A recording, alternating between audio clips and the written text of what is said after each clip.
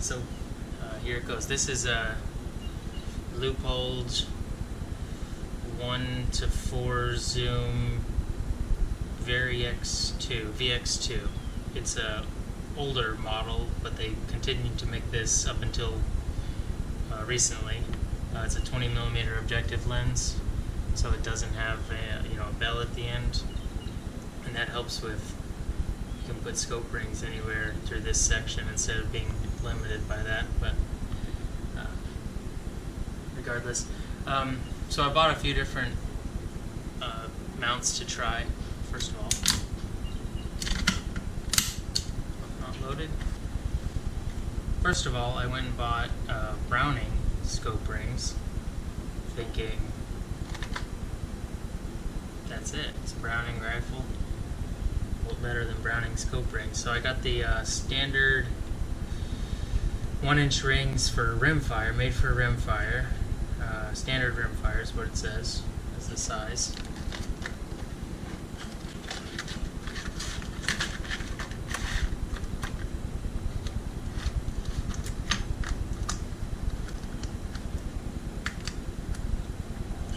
Comes with its own little wrench, which is always nice.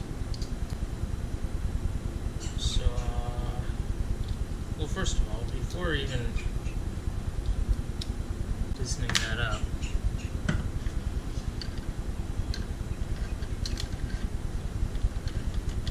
this thing is as tight as it goes. This is a two-piece design. It's as tight as it can go right now, and it slides on the rail freely and off the rail. No, not on there all the way. There we go. So that's not going to work. There is a couple different Rimfire standards. I found out there's 11mm, 3/8 of an inch, and 13mm. I'm guessing this rail most closely resembles the 11mm, and these must be for something else. But it kind of sucks that it says standard Rimfire, made by Browning, and it doesn't fit a Browning Rimfire rifle. Not the BL-22 anyways. I think it might fit the Browning SA-22, which is the semi-automatic. That doesn't help me any. So Browning 1-inch matte standard Rimfire 25mm, which is the diameter of the scope. And then some stuff in French. 12365 does not fit this rifle. Next I got some Burris brand rings. These are 1-inch Rimfire or Airgun rings. Medium height, fits 22 grooved receivers parts. This is everything roughly centered up here. So there is some freedom to slide the scope. Let me loosen it up a little.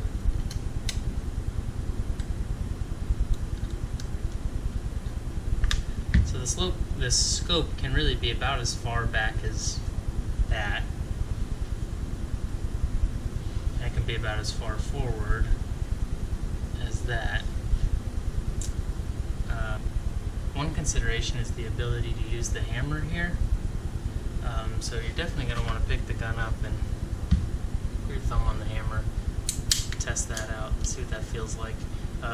You're not going to pull the hammer back often because you don't need to, but to decock it, you don't want to get your thumb pinched in there. So just a consideration. These are the medium height scope mounts. They make a high scope mount, which is 0.15 inches taller.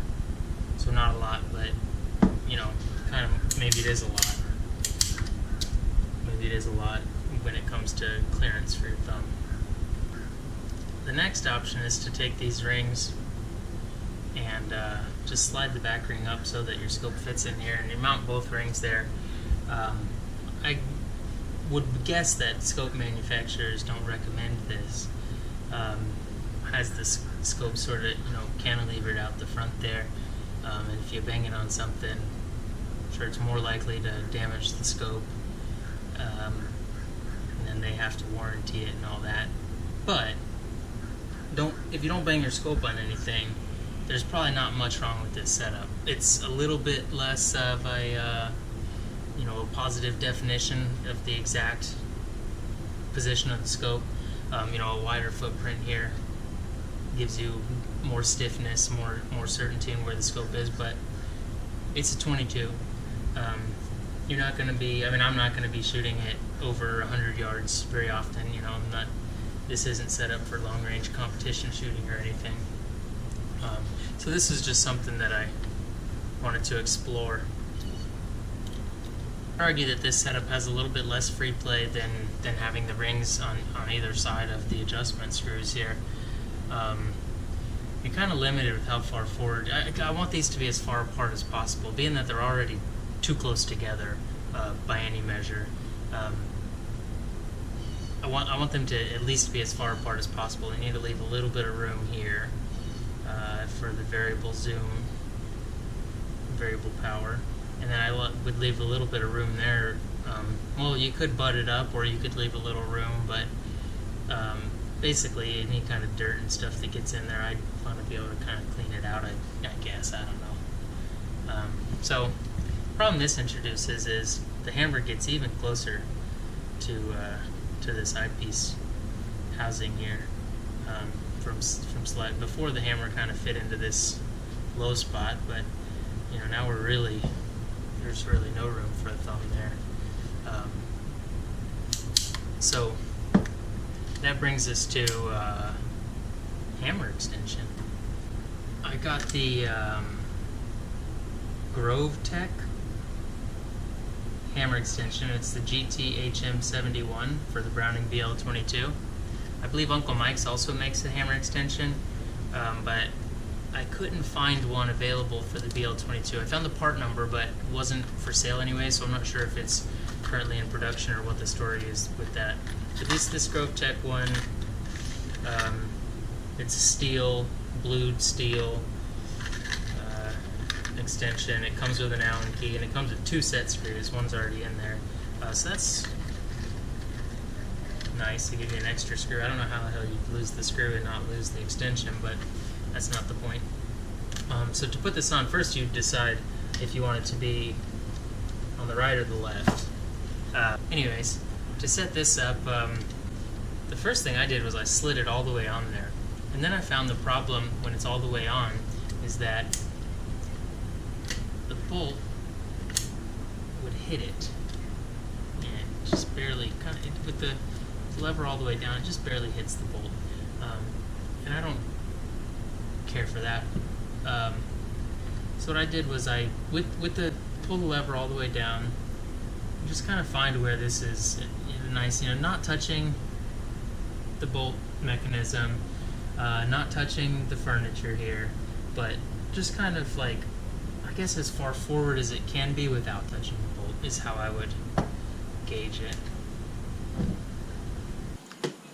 Now using the hammer, like I said, a little bit awkward with the right on the right, but that's how I prefer it. Back to the scope.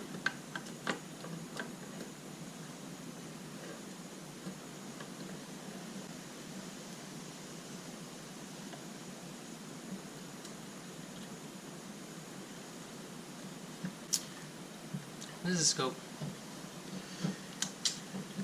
You can see the hammer very close to the housing there, but with the extension on it, you have plenty of clearance to safely use the hammer. Whether or not it's awkward is a separate concern. The next option is to get what they call a cantilever mount, or sometimes I think offset mount, but cantilever is a better description. It's BKL Technologies. They have a good website with useful dimensions and stuff on them. So this is a 200 series scope ring for 1-inch diameter scopes, and it's the 254. So with this guy, yeah, you have a bit of mobility here. It can go just about as far forward as that, which is actually a really good position. It has a good height to it. Like I said, I think the dimensions are on their website. I don't know what the actual rise is off the top of my head. But it has a good height to it. You have room to work the hammer, I think, pretty well. You don't even, depending on your thumb and your preferences, you don't even really need the extension. But it's got this black matte finish. It's, I don't know if it's anodized or painted or what, but it's aluminum, has the machined look and stuff, and I just don't think it matches like sort of the finish or the lines of the gun very well. And that's a personal preference. Functionally, I think it's pretty good. I think it puts the scope in a good position for me as a shooter. So yeah, there's that. And the next thing I thought was if it could go even farther forward. Like I said, this is about as far forward as it goes on this mount. If it could go even farther forward, maybe I'd look into getting, instead of a standard rifle scope, I'd get a scout scope, which gives you a lot more eye relief, and you can have the scope, pretty way forward, and be able to, shoot with both eyes open and find a target quickly, and all those things that scout scopes claim to offer. So the next thing I thought was, how far forward can this go? And maybe I can remove the rear iron sight, put a rail adapter there, and then use the receiver rail in the back, have the scope mounted anywhere from there to there.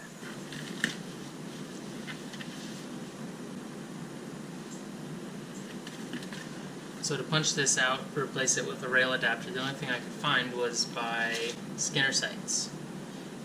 Andy Larson is the owner, if I'm not mistaken. They're out of Montana. Go to their website. Seems like a pretty cool company.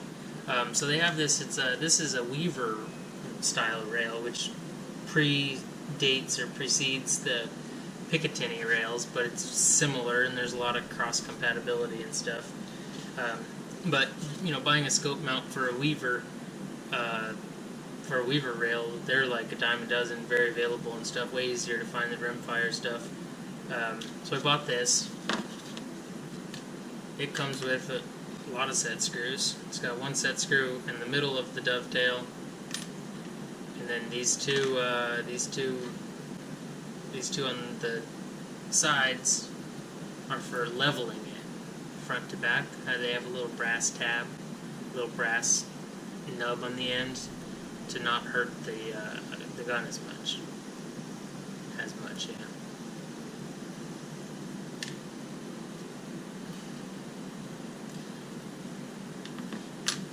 So first thing first, to get this guy out of there.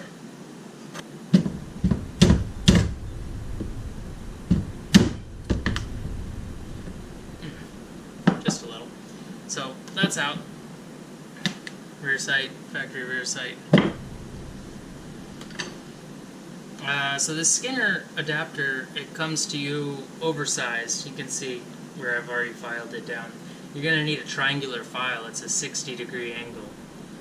Skinner sells what I think they call a safety file, where it's a triangular file, but one of the faces, or maybe two, are smooth.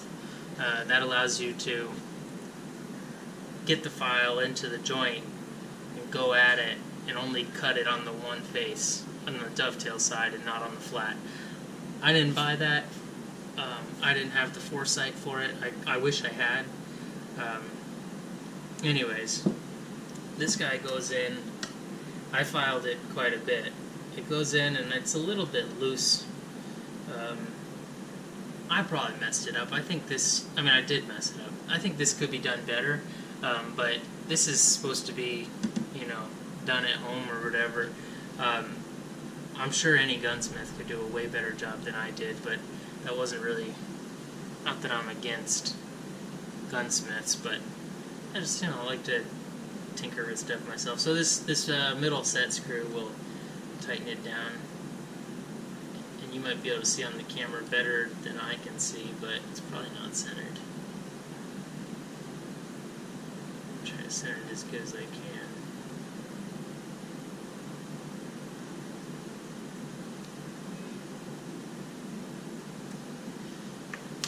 So that's there. It actually doesn't look bad. It's blued. It's like a matte blue steel. as opposed to the kind of glossier finish on the barrel, but I don't think it looks bad at all. Plus, once you put a scope on it, you kind of don't notice you wouldn't notice that it's covered up quite a bit by everything else going on. So yeah, lots of filing. Get a good file, get the safety file if you can, if you're going to go this route. I had trouble getting this thing to fit just right and then also be level. When I look down the sights, it's probably not level now. I had trouble getting it to be level, and it still isn't, but nonetheless, so now you have a weaver on the front and the rimfire rail on the back, so you need an adapter for the rimfire ring. These things are like $9 on Amazon. Dovetail to Picatinny rail adapter. DTP, made by UTG.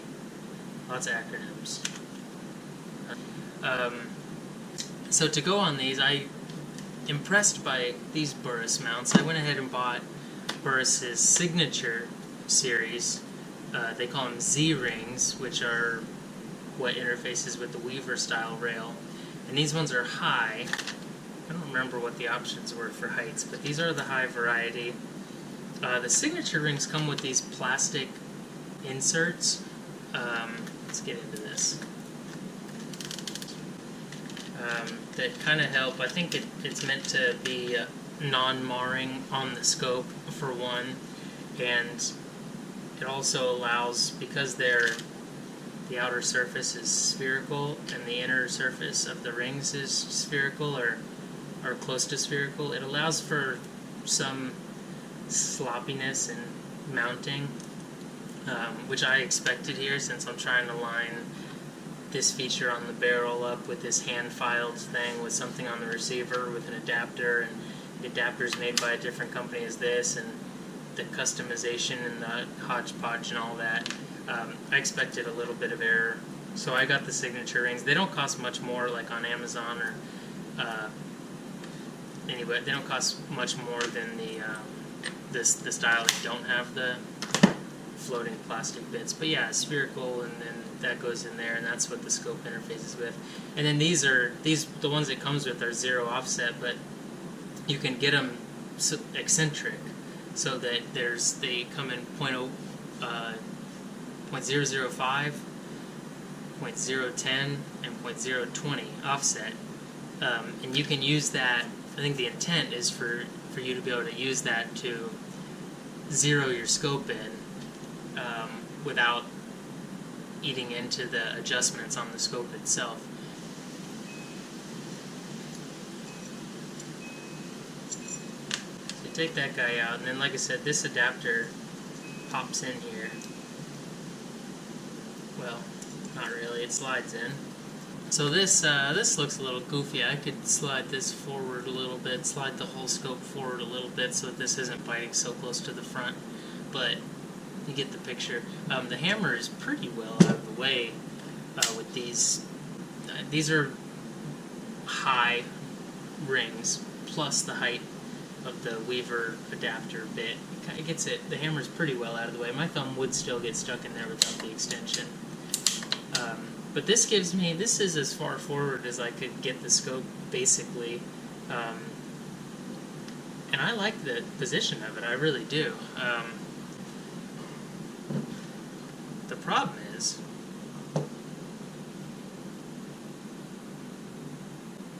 even just looking at it now, I can see that the scope's not lined up with the barrel. If I put this on low power and I look through it, I can see the front iron sight like way fucked off to the right, and the reason for that, and I could tinker with it some and maybe get it just right, and I could buy new plastic inserts for the rings, and I could make the necessary adjustments and stuff, and I've pretty good confidence that I could get it zeroed in at 50 or 100 yards with this setup. But the reason for it is because of the hand filing of this adapter. So if you like the way that, if you like how far forward the scope is, and you want to pursue this, I would highly recommend getting a gunsmith to set that up. You know, at least buy the safety file, use the jig, file slowly, make sure you're filing straight. Like I said, maybe build a jig, something out of wood or plastic that makes sure that you file straight. Take off just a little bit at a time, and if you can get that thing on there perfect, I think this system would work pretty well. If there's a difference in the heights, and I can't tell that there is, but if there ends up being one from the filing or from the type of adapter you buy here, you can make up for that up to a difference of 0.040 you can make up for with this style of ring with the plastic inserts. So this is very elegant. Well, it doesn't look that great with it being so far forward, but I think it's the most elegant solution if you insist on the scope being farther forward. Now, it's not far enough forward quite.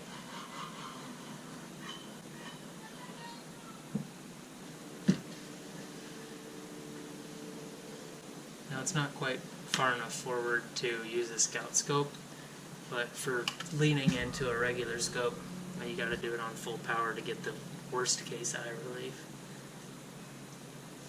For leaning into a regular scope, I do like the location, the position of the scope. But yeah, I'd highly recommend. These things cost $39. I kind of wish I had bought two. I might buy another one day, but for now I'm going to go back to a previous mounting position that we went through, and I'm going to run it like that for a while and see how I like it. I do recommend these Burris signature rings.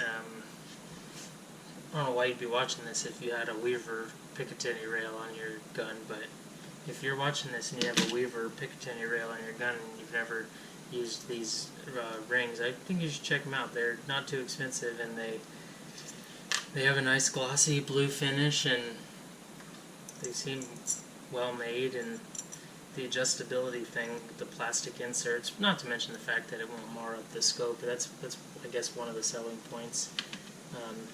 They're nice.